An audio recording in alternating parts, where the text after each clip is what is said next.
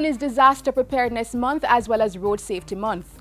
And in today's edition of Jamaica Magazine, we have you covered on both. Stay tuned for useful disaster preparedness and road safety tips. Also in the show, plans underway for the further development of the health sector. Welcome to the program. I'm Tamara McHale. Stick around, all that and more on the other side of this break.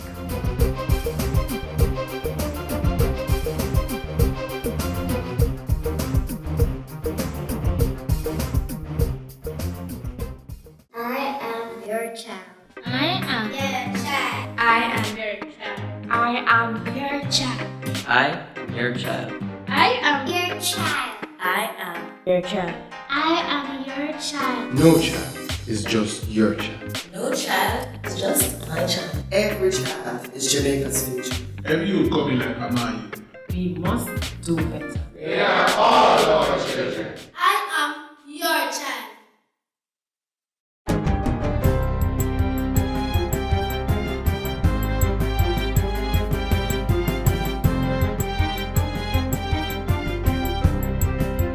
Good day, I'm Lorraine Mendez and this is your JIS News for Tuesday, June 7. Prime Minister Andrew Holness has moved to end growing tensions with Trinidad surrounding trade issues and the lengthy detention of Jamaican nationals in the Immigration Detention Center. The Prime Minister and his Trinidadian counterpart held bilateral talks at the 7th Summit of the Association of Caribbean States ACS, which was held in Cuba over the weekend. The heads of government discussed the processing of some 53 detainees, and Mr. Holness says he was given assurances that any administrative delays would be dealt with. The pricing of petroleum products was also addressed. Trinidad's Prime Minister Keith Rowley is expected to pay an official visit to Jamaica in the near future to continue discussions at the political level. Prime Minister Holness also held talks with the presidents of Cuba and Costa Rica at the ACS summit. In the meantime, Prime Minister Andrew Holness says Jamaica will continue to seek greater cooperation and partnership within the Caribbean to advance the region's development goals. Mr. Holness was speaking ahead of the ACS summit in Cuba. The 25-member ACS promotes consultation, cooperation, and concerted action amongst all the countries in the Caribbean. The Jamaica Constabulary Force, JCF, is now able to access criminal records with the installation of a computerized system. The $98 million system, which was funded by the UK government, replaces the manual documentation format at the Criminal Records Office on Duke Street in Kingston. At Friday's launch, Justice Minister Delroy Chuck welcomed the database and implored the JCF to make good use of it. This system should be fully utilized by the JCF to make their work easier and certainly more effective in tracking the movements of the few hundreds, perhaps few thousands of criminals who really prey on our society. If we can properly track them and keep them under control, we would go a far way in controlling the crime problem in Jamaica. Minister Chuck also urged the JCF to include the proper documentation of traffic offences as part of the system. With the new facility, the JCF will be able to streamline the collation and storage of new and existing data and retrieve information for use in investigations and court hearings, among other proceedings. Meanwhile, the State Minister in the National Security Ministry, Pernell Charles Jr., says the computerized criminal record system is evidence of government's commitment to the modernization of the JCF. The computerized criminal record system is about public safety and national security. We now have a shared database with the UK that will provide real-time information for respective jurisdictions. The collaboration between Jamaica and the UK also facilitated training of JCF officers in the use of the technology. The electronic database is the first of two phases of support being provided through the UK-based Acro Criminal Records Office. The second will entail further development of the JCF's fingerprint database. This will cost an additional 134 million Jamaican dollars in funding from the UK government's Home Office Conflict, Stability and Security Fund. 10,000 unattached youth between 17 and 29 years old will benefit from a $1.6 billion new employment opportunities for youth in Jamaica Neo Jamaica project.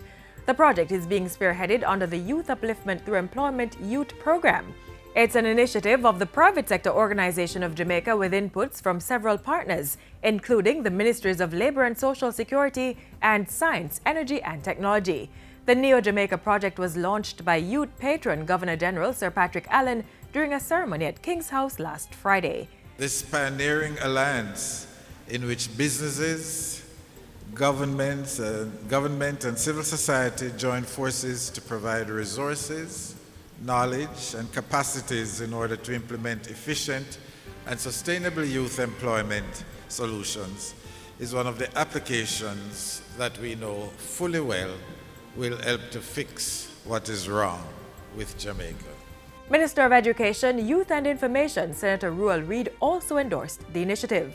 We're solving a problem, but I'm saying we now need to work together, and I'm prepared to work with the private sector to refashion the Jamaican education system, because we have to recalibrate it to deal with the realities of the 21st century.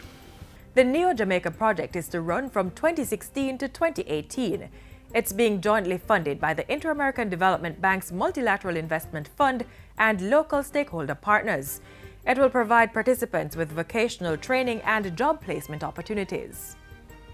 Finance and the Public Service Minister Audley Shaw is to hold talks with the Secretary General of the Commonwealth Secretariat ahead of the body's high-level seminar. The talks will be held on Wednesday in London before Minister Shaw addresses the Commonwealth High-Level Seminar on the theme Integrating the Sustainable Development Goals into Jamaica's Medium-Term Economic Framework. While in London, Minister Shaw will also address members of the diaspora in the UK at the Jamaica National Forum, where he will speak to critical policy and economic issues in Jamaica. And finally, Prime Minister Andrew Holness has extended condolences to the family of senior Gleaner political correspondent Gary Spalding. In expressing sadness at Spalding's passing, Mr. Holness called on his family to be proud of his rich legacy. The Prime Minister said Jamaica had lost a dedicated and important contributor to national discourse whose professionalism, fairness and knowledge was admirable. Prime Minister Holness also called on journalists to strive to ensure that Spalding's legacy was preserved. And that's it for JIS News Today. I'm Lorraine Mendez. Thank you for watching.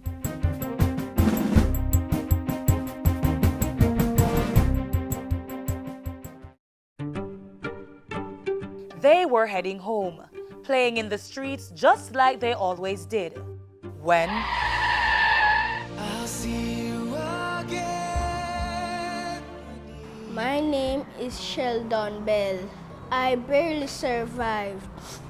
My friend, she didn't. I'm now much more careful on the road. You should be too. 330 Jamaicans died in road crashes in 2014. 99 of the deceased were pedestrians. Road users, obey road rules. Walk, drive, and ride with care. Remember, road safety begins with you. Health Minister Dr. Christopher Tufton and his team from the Health Ministry are on a mission to make significant changes to further improve the public healthcare sector. Details on some of those plans next.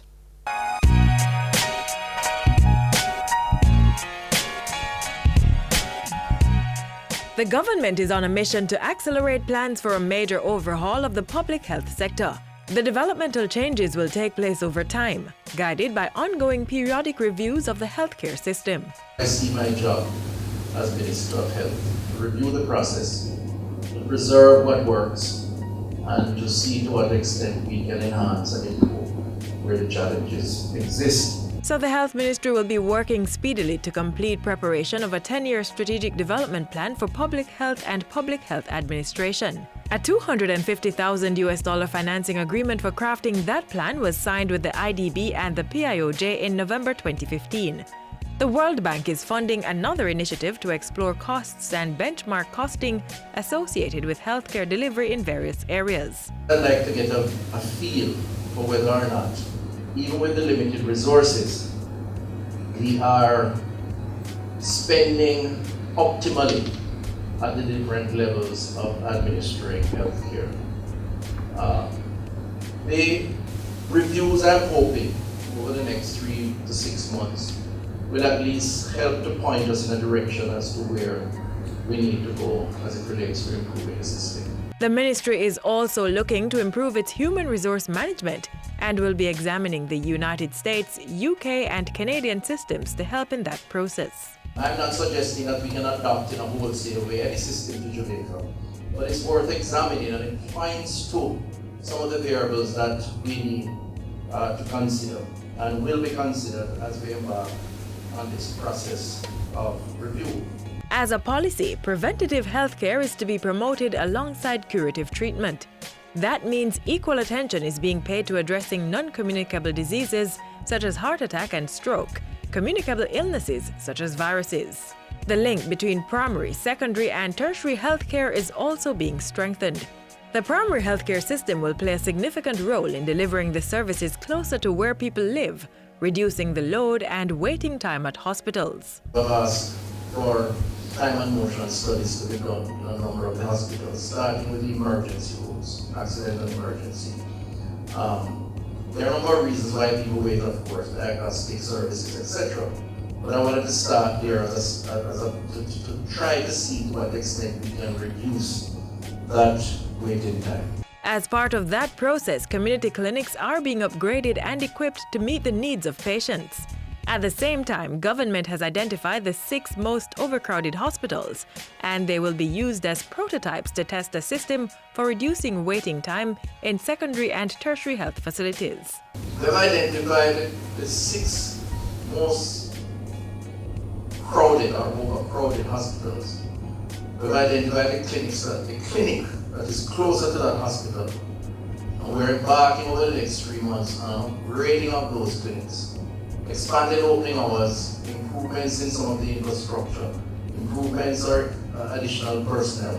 And at the same time, we are moving to improving the customer service and the triage service in those hospitals to direct or redirect patients who come in because you're considered to be non-essential. Send them across the road to the clinic. This shift is expected to be rolled out at other health institutions over time, once sufficient testing has been completed. In this and other areas, public-private partnerships (PPPs) are being explored to help deliver a first-world health system to Jamaicans. The administration of public pharmacies is one area where PPPs are being considered. It is possible to have the private pharmacies administer public drug. It's done under the Drug for Elderly program, it's done under specific programs such as AIDS, medication and so on. So I've asked the NHF, chaired by Mr. Christaka, to immediately convene a sub-unit committee to look at how, over the next year or so, we can begin to roll out and utilize through some public-private partnership arrangement the public drugs through the private pharmacies. Public-private partnerships are also being explored for the divestment of some diagnostic services. If we can strike an arrangement that allows part of that capacity to support the public health system, starting with outpatients, I think it's something that we need to standardize across the board as part of the reform to bring quicker services to the patients in the public system. The Health Ministry is also looking at greater use of telemedicine to facilitate consultation processes and examinations remotely. Ways to optimize the use of hospital operating theatres and reduce waiting time for surgery are also among the reform measures being pursued to improve patient outcomes and a healthier nation. The government on a mission, securing Jamaica's health, fostering hope and prosperity.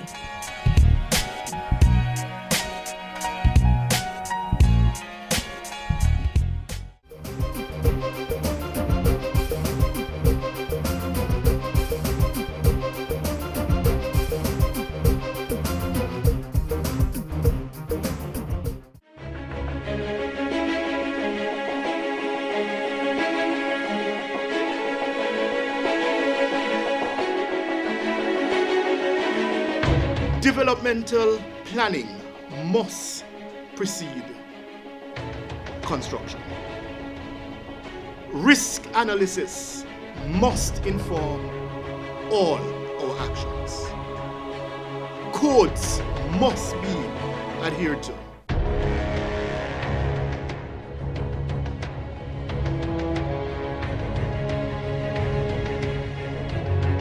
construction must be sound. And of course, where construction is done outside of the codes, statutes and regulations, then enforcement must come into play.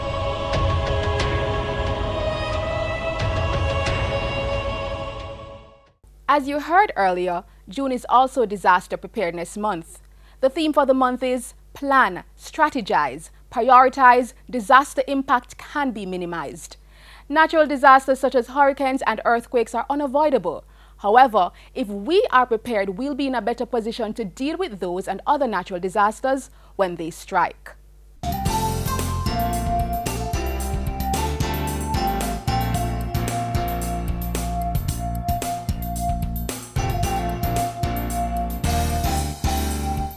An unexpected natural or man-made catastrophe. Disasters almost always have a negative impact on people, goods, and services. They may also permanently change the natural environment. A disaster can seriously disrupt how society functions, causing widespread human, material, or environmental losses. It usually exceeds society's ability to cope using its own resources. There are two main types of disasters: natural and man-made. Natural disasters include earthquakes, floods, hurricanes, landslides, and droughts. Flooding can also be man-made. Other man-made disasters include fires, chemical spills, and transportation accidents.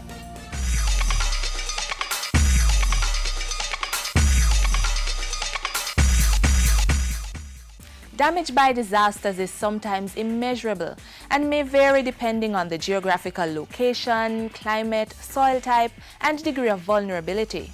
In addition to physical impact, disasters may have an economic or psychological effect. Physical effects include death, injury, food scarcity, homelessness, disease outbreak, and the displacement of the population. The economic effects of disasters may include destruction of crops, destruction of property, disruption of production, and a setback to economic development programs.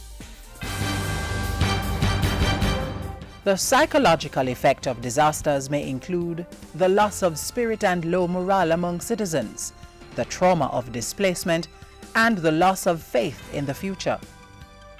The Office of Disaster Preparedness and Emergency Management, OPM, says there are several factors contributing to the risk of disasters in Jamaica. We have to start with development, where we cite development and the enforcement of development. Lack of management of the space, where we have housing in relation to where we have environmentally sensitive areas. That can lead to disasters. Also, if you don't have proper mitigation infrastructure to reduce or to prevent the effects of the hazards, natural or man-made, on the environment and on people, then we have disasters occurring. Waste management. If we continue to dump into our waterways, into our drainage ways, if we don't maintain our drainage infrastructure, then we could have a disaster occurring on our hands. Over the years, disasters have caused billions of dollars in losses, especially in the agriculture sector.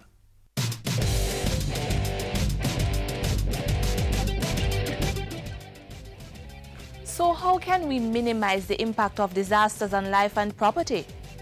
Effective disaster management. Disaster management is a process or strategy that is implemented when any type of catastrophic event takes place. It involves the management of both the risk and consequences of an event. Disaster management may be initiated when anything threatens to disrupt normal operations or puts the lives of human beings at risk. The main purpose being to allow those affected to overcome adverse effects and return to normal functions as quickly as possible. There are several stages of disaster management. You have the preparedness, mitigation or prevention, response, and early recovery. In the preparedness phase, you want to do all of your training, capacity building, both of the local actors, the community actors, all the way up to the business sector and government. Mitigation is the second along the line, depending on where you start. And in mitigating, you're looking at putting in measures to prevent or to reduce the effects of the hazards on man and man's environment. If you fail to do all of the other things and do them well, then you're going to have responses to have to mount to the impact of these events. And so you're talking about your search and rescue, your emergency sheltering, your relocation issues during an event, so to speak, i.e. evacuation. All of that takes place in your response. And then you have your early recovery, which is after the event, after the impact, after the relief operations. You now begin to recover the systems, replace the impacted infrastructure and housing, and to get livelihoods up and running again, get people back to productive life.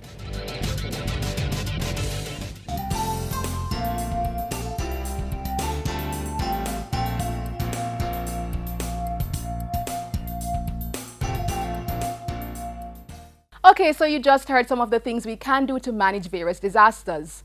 But let's zero in on hurricanes. The Atlantic hurricane season formally began on June 1 and ends on November 30.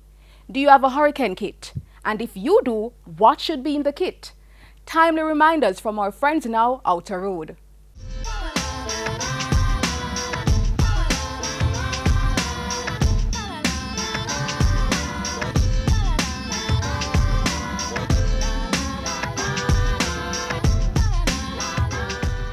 Food, water, because you know water get contaminated during this time and so forth. Try at least to get at least minimum stuff that you can get for to last you at least a week. One of the things I would look at is like a generator. Get that ready, because you know when hurricane hits, no power. Hurricane season coming up, you got to have like food, flashlight, batteries, and all those stuff. Those are really necessary. Candles, medication, you have like personal, you have to have that, batteries, you know, and important documents. Candles and batteries for your flashlight and those stuff, and if you have a radio, that'll be a good, because you know your battery will be good for your radio so you can keep up with the news.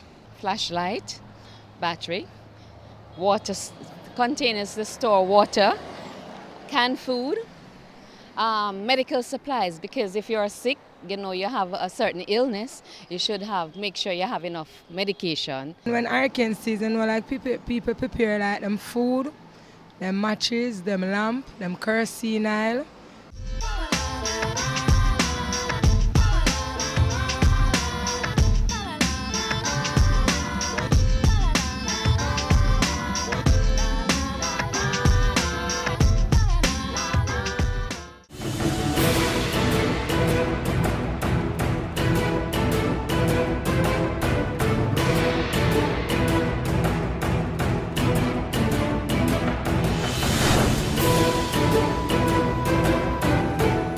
This is one time we don't want you to laugh. Staying safe on the road is a serious thing. Mr. Taxi driver and bus driver, take time, no man. People, say one-stop driver and come off. Cyclists, motorcyclists, pedestrian, all road users using the head. Only if you use cell phone and drive. No, man. Idiot thing that. Road safety is no laughing matter. Because we want you to be around and laughing with us for a long time. A message from the National Road Safety Council and National Health Fund.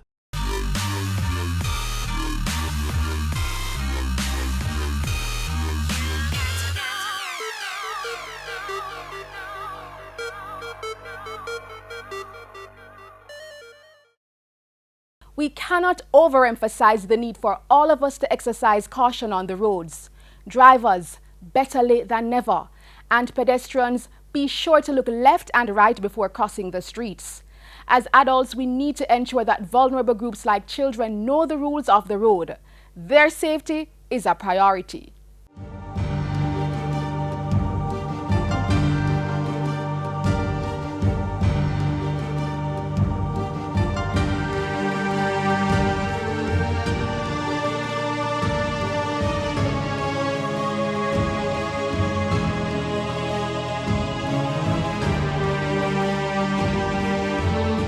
Life in any form is a gift too precious to measure.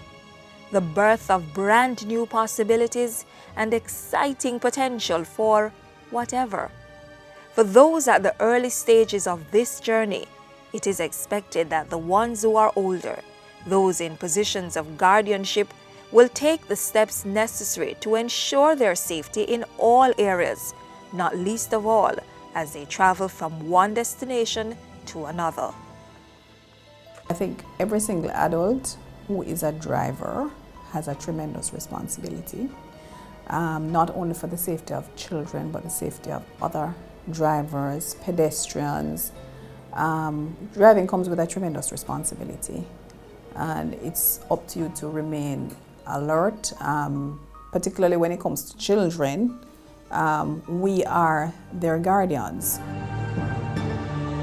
Children are among our most vulnerable road users. It's why the Ministry of Transport and Works, and particularly the Road Safety Unit, has spent time coming up with measures to ensure that the traffic environment for them is as safe as possible.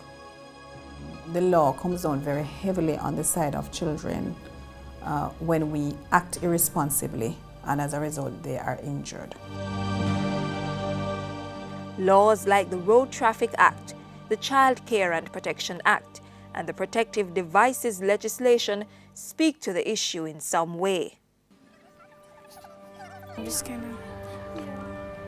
I want drivers to stop when I am at the pedestrian crossing.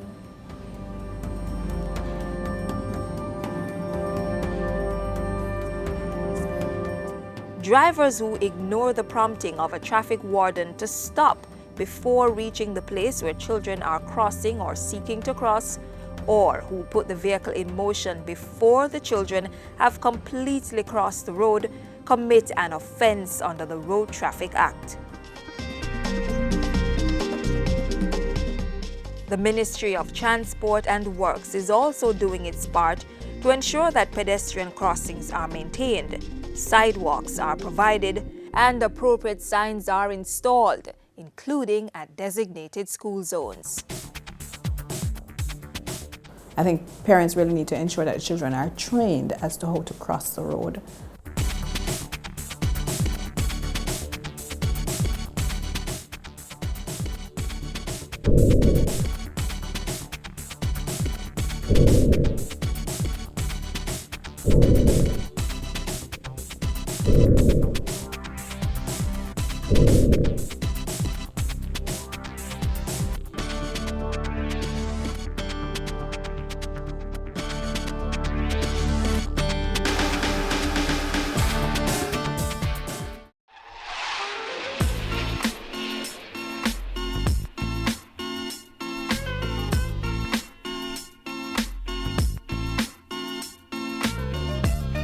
And that's a wrap on today's edition of Jamaica Magazine.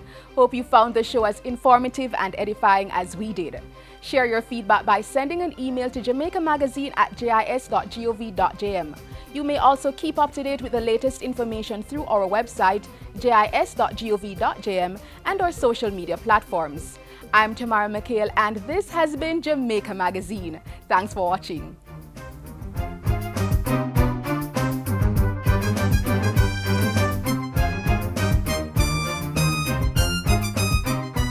This has been a production of the Jamaica Information Service, the voice of Jamaica.